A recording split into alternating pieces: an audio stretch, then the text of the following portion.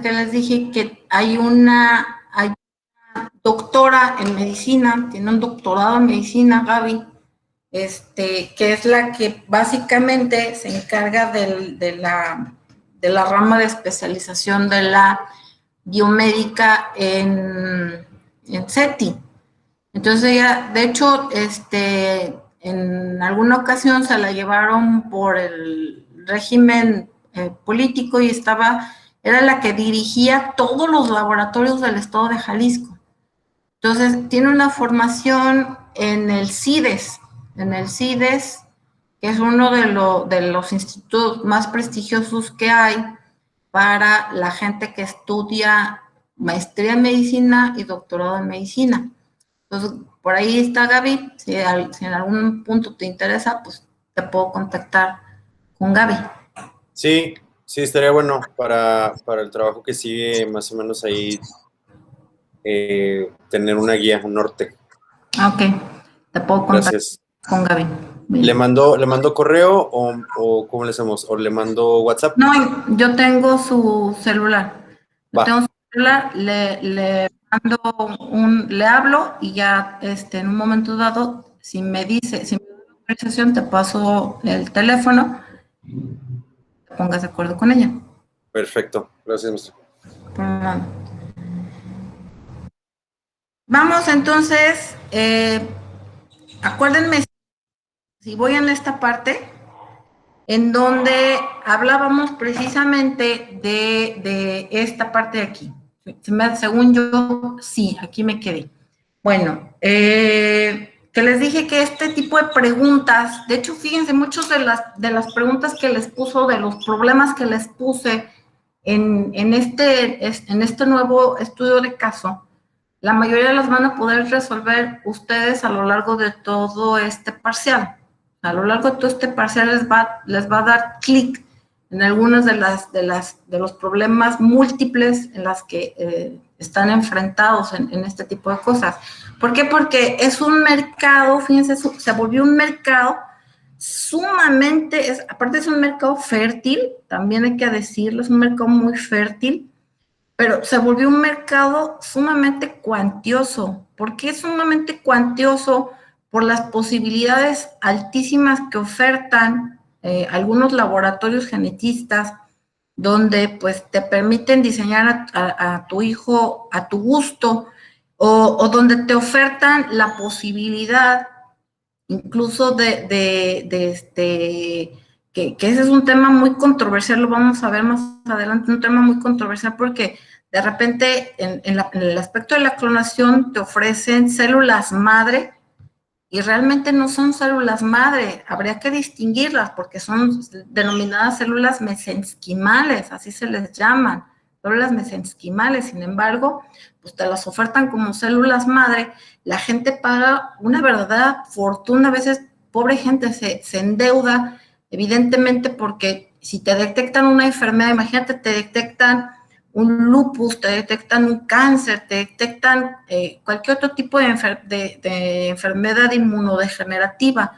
donde sabes que, al final de cuentas, pues todos sabemos que nos vamos a morir, pero ya tener la certeza de que te queda un tiempo muy corto de vida, pues hace precisamente que la gente en esa esperanza de salvación gaste y se vaya realmente a la ruina, se pueden ir a la ruina, y lo peor del caso es que son condiciones que ni siquiera son células madre, o sea, solamente abusan de ellos y les ofertan la salvación cuando en la realidad no es. Es un tema muy controversial en la actualidad por todo precisamente este mercado tan potencial que se volvió un mercado muy potencial. Me voy para acá, miren. Acuérdense que dijimos que al final de cuentas, lo que viene siendo el CRISPR-Cas9 y la terapia génica, su estudio de ambas está basado en el caso de las bacterias, cualquiera de las dos, está basado en el estudio de las bacterias, de cierto tipo de bacterias, no cualquier bacteria, cierto tipo de bacterias. En cierto tipo de bacterias se encontraron los científicos los genetistas, biólogos, todos los que están metidos en este rollo, que ciertas bacterias generan una resistencia a las enfermedades, lo que podríamos denominar hoy en día como inmunidad adquirida. O sea, tienen inmunidad adquirida. Entonces, basado precisamente en el estudio de las bacterias, bueno, pues lo trasladan básicamente al caso de los seres humanos. Entonces, terapia génica, porque así es como lo vamos a poder más o menos diferenciar. La terapia génica es la que puede proporcionar un gen que te haga falta. Me hizo falta un gen. Entonces, a lo mejor en la fecundación, el padre y la madre tienen que dar cada uno un par de genes. El padre y la madre tienen que otorgar un par de genes. Pero a veces por alguna extraña razón no lo dan. Entonces, la terapia génica sirve para eso. Sirve para implantar un gen. Entonces, vamos pensando, por ejemplo, que resulta que el padre tenía que dar un gen de la vista, y este es padre, y un gen la madre, ¿no? Para el caso de la vista. Ahora, vámonos al caso del CRIPS. Entonces, dijimos que el CRIPS, a diferencia de la terapia génica, esta puede corregir ya lo existente, es decir, esta cadena de ADN, ¿no? Esta cadena de ADN, a lo mejor resulta que en esta parte específica de aquí hay un error, hay una letra que está mal, y esa letra que está mal fue la que ocasionó una enfermedad en la persona, una enfermedad definitivamente inmunodegenerativa. Entonces, el CRIPS corrige aquí, en esta parte, o puede curar enfermedades. Cualquiera de las dos cosas, corregir ese gen o curar enfermedades. ¿Qué es lo que hacen las dos? Yo siempre he dicho que nunca he sido buena dibujante, pero por favor hagan uso mucho de su imaginación y hagan de cuenta que esta es una jeringa. Vamos a suponer que esta es una jeringa. Bueno, en esta jeringa precisamente se va a trasladar al torrente sanguíneo una bacteria modificada genéticamente con una programación que le hacen los genetistas, donde si estamos hablando de terapia génica, imagínate por ejemplo en terapia génica, en esta otra parte de aquí, resulta que aquí en esta parte tenía que ir el gen de la visión, ¿no? Genes que te tenía que dar el padre, genes que te tenía que dar la madre, que dijimos que por alguna extraña razón no la otorgó. Bueno, pues aquí entonces con una bacteria viaja por todo el torrente sanguíneo y como está previamente programada, ¡pum!, se aloja aquí en esta parte.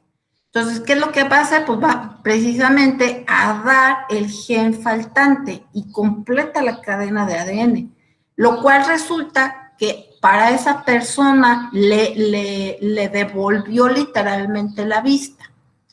En el caso del CRIPS-Cas9, que también es a través de una jeringa con una bacteria, pues en este caso, si es algo que está mal, una letra que estuvo mal, aquí en la cadena, no es de que le faltó un gen, lo que pasa es que hubo un error a la hora de hacer este tipo el nacimiento de forma natural, y entonces también se aloja literalmente aquí y corrige, ¿no? Cualquiera de las dos tiene esa capacidad asombrosa de actuar.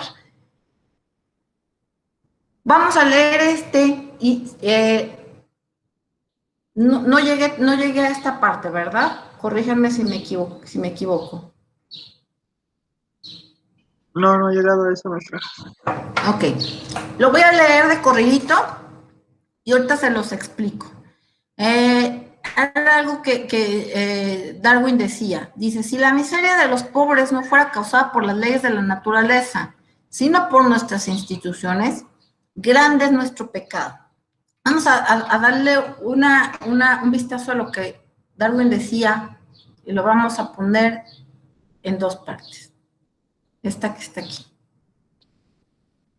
Me quedo en la primera parte. Y fíjense, por ejemplo, dice, si la miseria de los pobres no fuera causada por las leyes de la naturaleza, ¿cuáles leyes de la naturaleza se está refiriendo Darwin?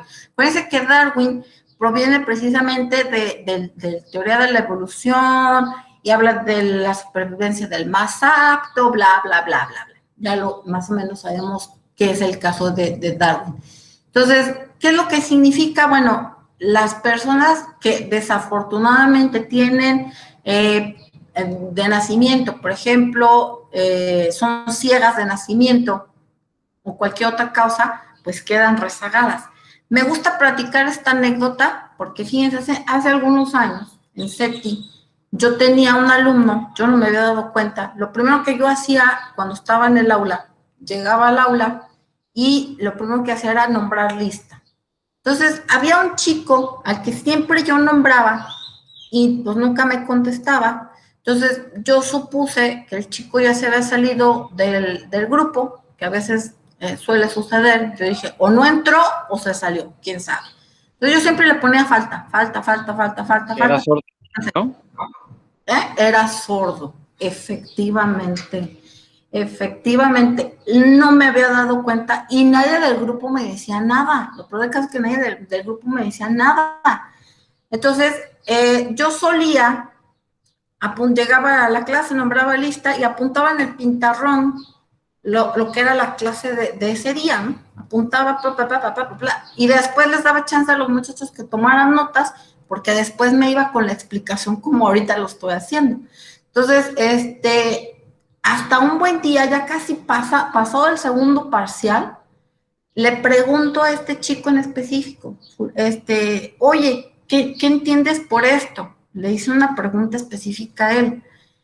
Y el chico siempre se sentaba con dos muchachos a un lado, porque eran amigos de él desde la infancia, eran de la misma colonia, y se habían metido juntos a SETI. Entonces, cuando le pregunto al muchacho, que yo no me había dado cuenta, porque mucha de la explicación yo la había dado todavía estando de espaldas al grupo, y le pregunto, entonces, fue la primera vez que los compañeros que estaban al lado de él me dicen, maestro, es que él es sordo. Dije, híjole, chale. Y en ese momento, fíjense, me cayó el 20, porque dije, qué incapacidad, porque ninguno de ninguno de los maestros que le estábamos dando clase en ese momento, era un chico de primero, nadie sabíamos hablar lenguaje de señas. Es más, el 98% del grupo no sabía comunicarse con él. O sea, no tenían lenguaje de señas. Los únicos que sabían hablar el lenguaje de señas eran sus dos compañeros con el que él siempre estaba sentado. Ellos, mientras yo daba la explicación, ellos le estaban traduciendo con lenguaje de señas lo que yo estaba explicando. Entonces, en ese momento me puse a pensar, dije, híjole, ¿y qué pasaría si este chico termina la carrera y se va a la industria? Dije, va a pasar lo mismo que aquí. O sea, evidentemente sus compañeros van a tener el 90 y tantos % de sus compañeros de trabajo van a tener la incapacidad incluso de comunicarse con él, y sus jefes, supervisores van a tener la incapacidad de comunicarse con él. Entonces, a eso se refiere Darwin precisamente. Entonces, gente que es ciega, gente que tiene problemas en médula espinal, gente que tiene cierto tipo de discapacidades, necesariamente, pues, que es algo desagradable, totalmente desagradable, pero el sistema los va sacando del sistema, no los incluye dentro de la posibilidad de darles oportunidades. ¿Por qué? Porque ni siquiera tenemos esa formación. Si a lo mejor nos formaran desde la primaria o desde el kinder o desde la secundaria, que tuviéramos esa formación incluso para el lenguaje de señas o incluso como para interpretación de braille o X, Y o Z cosas, podríamos incluirlos más. Sin embargo, pues literalmente el sistema los deja rezagados, desafortunadamente. Bueno, y luego dice, sino por nuestras instituciones. ¿A qué instituciones se está refiriendo Darwin con esta expresión? Es decir, bueno, podemos decir que a lo mejor, por leyes de la naturaleza, una persona quedó excluida de un sistema de oportunidades de desarrollo económico y social, pero si las instituciones, que no necesariamente son únicas y exclusivamente las instituciones de salud, aquí por instituciones vamos a comprender incluso los laboratorios genetistas, los laboratorios farmacéuticos, o sea, todo un sinfín relacionado con la salud, no exclusivamente un hospital, sino todo lo relacionado alrededor de un sistema de un sector salud. Entonces, si no tenemos esa posibilidad de desarrollo, dice Darwin, pues grande nuestro pecado, porque no les estamos tratando de remediar esa situación. A lo que me quiero resumirlo, no les estamos ayudando a remediarles esa situación. Y por remediarles esa situación no me refiero a que, pues hay que hacer un programa de inclusión. No. Literalmente a remediar su situación, es decir, curarles la ceguera, curarles la sordera, ¿no? Que de repente puedan escuchar por primera vez en su vida, que puedan ver por primera vez en su vida. A eso es a lo que me refiero.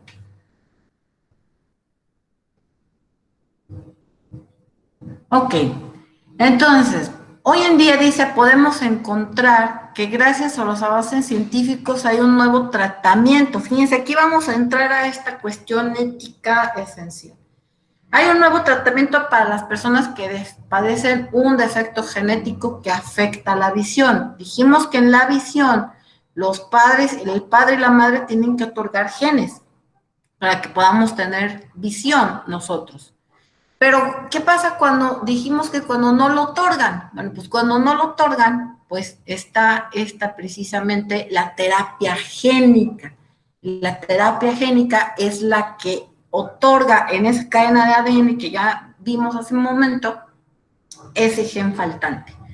Entonces, ¿cuál es la diferencia? La diferencia es que la terapia génica otorga un gen faltante y el CRISPR-Cas9 corrige lo existente, ¿no? Corrige un gen defectuoso o cura una enfermedad, algo que ya existe. Entonces, se toma una copia normal del gen y se implanta en el paciente para reemplazar la faltante, que eso es lo que hace la terapia génica. Entonces, el proyecto Genoma Humano logró identificar los 30,000 diferentes genes del ser humano. Esto no se les olvide porque es importantísimo.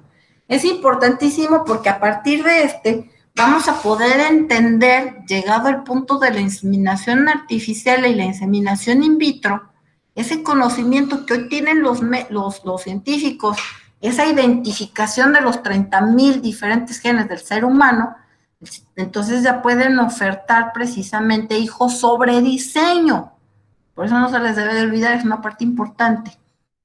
Hoy se sabe que existe un pedazo de ADN llamado RPE65 gene, el cual es importante para el ciclo visual. Y fíjense, esta empresa, la vamos a subrayar, que se llama Spark Therapeutics. Spark Therapeutics desarrolló, basado en la terapia génica, este medicamento que se llama Luxturna.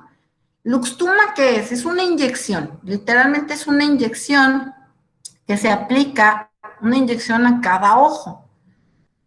Y es genial, porque eso significa que al niño, llámese un niño o llámese un adulto que tenga esta deficiencia visual por no tener ese gen, pues literalmente le regresa la vista, o sea, lo deja como una persona perfectamente normal, ¿no? Digamos de alguna forma. No me gusta decir normal, pero vamos a ponerlo de esa forma.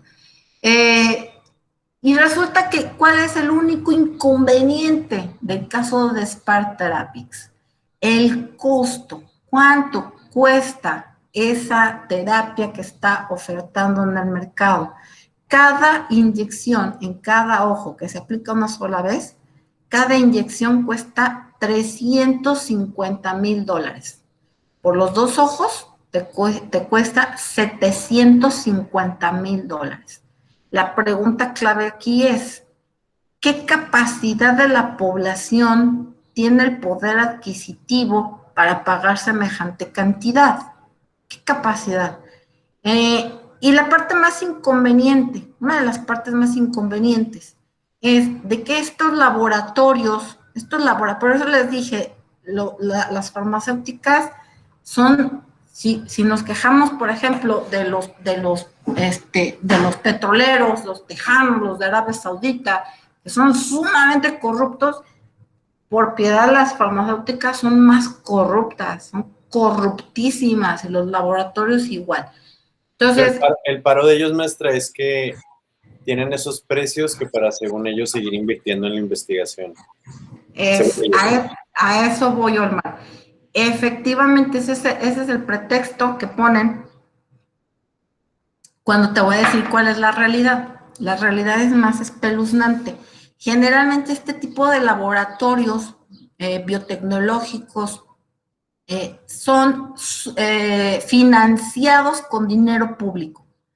No es, por ejemplo, como una empresa, pensemos en un Apple, pensemos en un Microsoft, que parte de sus ganancias netas, una parte de sus ganancias netas, por ejemplo, Apple destina el 10% de sus ganancias netas para investigación y desarrollo.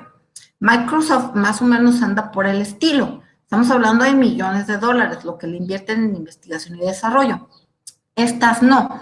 Estas es con dinero financiado de la gente de los impuestos, porque son laboratorios que están en Europa o laboratorios que están en Estados Unidos.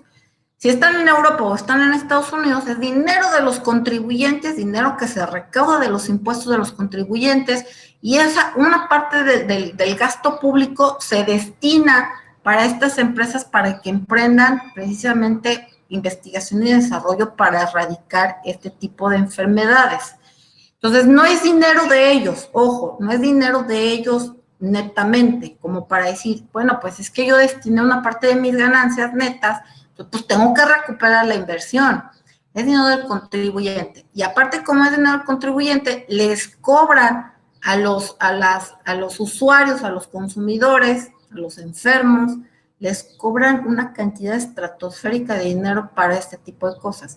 La parte también más inconveniente es de que cada vez que les hacen entrevistas o les han hecho entrevistas, porque hay muchos activistas en derechos humanos que están en contra de esto, muchos, por ahí van a leer a un activista en derechos humanos que tuvo un cargo en la Organización Mundial de la Salud, no recuerdo ahorita el nombre de este personaje, pero es latinoamericano, muy importante, un doctor con mucha investigación, donde siempre ha estado en contra de las patentes de las farmacéuticas, ha luchado muchísimo y luchó desde su posición en la Organización Mundial de la Salud, tanto luchó que ha tenido muchos atentados en contra de su vida. Hoy en día tiene como unos 70 y algo años el señor y sigue en la lucha contra este tipo de gigantes, ¿no? Son gigantes, estamos hablando de gigantes, y han atentado contra su vida varias ocasiones. Bueno, esta es la parte también desagradable. Entonces, cada que les preguntan a los directivos de estas farmacéuticas o de estos laboratorios, siempre le dicen, oye, pero ¿por qué poner un costo tan excesivo?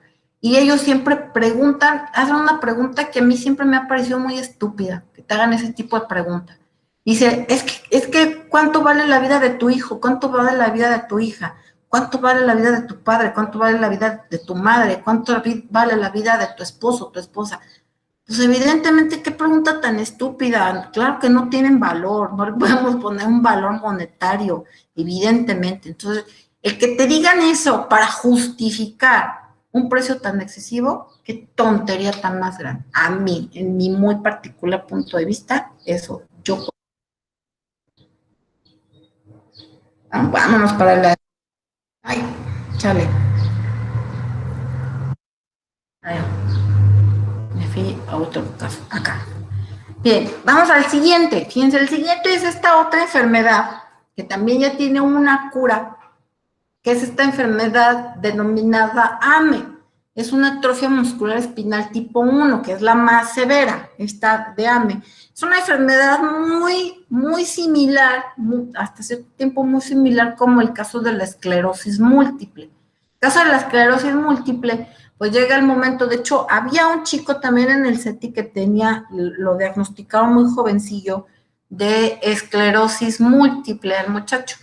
Si tú veías el progreso del muchacho, era hijo de la fregada, te quedabas, se te ponía la piel de gallina. Desde el momento en que lo viste, porque yo lo tuve de alumno en primer semestre, y conforme pasó el tiempo, lo empecé a ver, porque él duró en la carrera, él se aventó en la carrera más o menos como unos 6 años para terminar la carrera. Bastante que se tardó.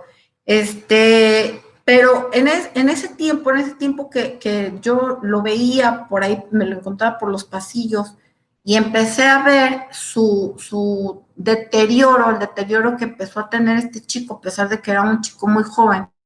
Era increíble verlo, que de pronto, en el primer semestre, era un chico bien, subía y bajaba escaleras, bla, bla, bla, hacía lo que cualquier otro chico normal de su edad, y posteriormente empezó a traer un bastón, posteriormente empezó a tener muchos problemas para caminar, muchos problemas para incorporarse, muchos tipos de problemas que tenía desafortunadamente este chico. Bueno, este también es una enfermedad, obviamente también inmunodegenerativa, que literalmente pues primero aparece a la edad más o menos como de los 6 meses, no se les da un pronóstico de vida muy alto a los bebés que se les detecta este tipo de enfermedad. Dicen que cuando mucho llegan a vivir a los 2 años, y muchas veces los médicos se equivocan y son personas que se convierten en adultos. Desafortunadamente, son dependientes absolutamente para su familia, porque no tienen la capacidad de mover absolutamente nada. Es decir, les tienen que dar de comer en la boca, los tienen que bañar, los tienen que limpiar, etcétera, etcétera, etcétera. Y ya a veces son adultos. Entonces, no tienen mucha capacidad de mover prácticamente nada de su cuerpo. Tienen problemas respiratorios, tienen problemas para deglutar incluso, ¿no? Muchas veces están a punto de ahogarse por múltiples problemas que presentan. Bueno, también hay otro laboratorio que crea otro medicamento. Se llama Spinraza, está específicamente basado en esta enfermedad. Como estamos hablando de la cura de una enfermedad, evidentemente estamos hablando de CRISPR-Cas9. El otro era otorgar un gen, y este es para la cura de esta enfermedad. Todos los ensayos clínicos que ha hecho el laboratorio para este tipo de enfermedad han sido sorprendentes. Se curan de la enfermedad, bebés o niños o adultos. ¿Cuál es la parte también inconveniente de este tipo de medicamento? El costo. Vamos a ver, creo que por acá lo tengo. Y tiene un costo, la primera vez que se aplica esta inyección, de un costo de $750,000. Y le pagan al laboratorio por darle un mantenimiento, en este caso al cuerpo, darle un mantenimiento, le van a pagar $350,000 anuales por el resto de lo que viva esta persona. Imagínate que vive 50 años, 60, 70 años. Imagínate lo que significa darle, y eso que estamos poniéndole al costo ahorita. Imagínate en una devaluación o en un proceso de inflación, pues esto se va a ir mucho más alto. Entonces, la parte inconveniente es el costo. Y vuelvo a repetir, este otro laboratorio que desarrolló este otro medicamento también es dinero financiado públicamente. No es dinero de ellos, es dinero de los contribuyentes. Entonces, hoy en día hablamos de ciencia y tecnologías que antes creíamos imposibles. Sin embargo, en el mundo hay millones de personas que luchan por problemas médicos. La industria farmacéutica es la más redituable del mundo, ustedes lo van a ver por ustedes mismos. Yo generalmente no me gusta influir en ese tipo de problemas, sino que quiero que lleguen ustedes a sus propias conclusiones. Y hacen creer al mundo precisamente lo que dijo Olman, que si no tienen grandes ganancias no podrá haber más investigación, más desarrollo. Entonces, esta es la pregunta que les digo que me parece lo más tonta y absurda e idiota que pueden alguien preguntarte, que cuánto vale la vida de tu hijo, tu hija, etcétera. Pues evidentemente no tiene costo. Pero si tú difícilmente tienes para lo indispensable para vivir, pues ¿de dónde tiznados le vas a hacer o cómo le vas a hacer para pagar semejante cantidad de dinero? O sea, ¿de dónde? La parte de aquí es ¿de dónde? Si tienes a lo mejor unas propiedades, dices, pues, pues vendo mi casita o la hipoteco o vendo los terrenitos que tengo, etcétera, pues de alguna forma le hago. Aunque me quede sin nada, no me importa. Ese es en el supuesto que tengas, pero en el supuesto que ni siquiera eso tengas, pues ¿qué vas a hacer? ¿Qué empeñas? No me digan que, no creo que lo acepten. Bueno, chicos, ¿dudas con eso?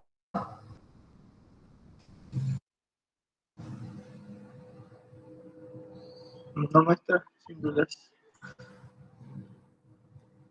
Muy bien. Si no tienen dudas, los dejo por el día de hoy y los veo la próxima clase. Que tengan bonito día.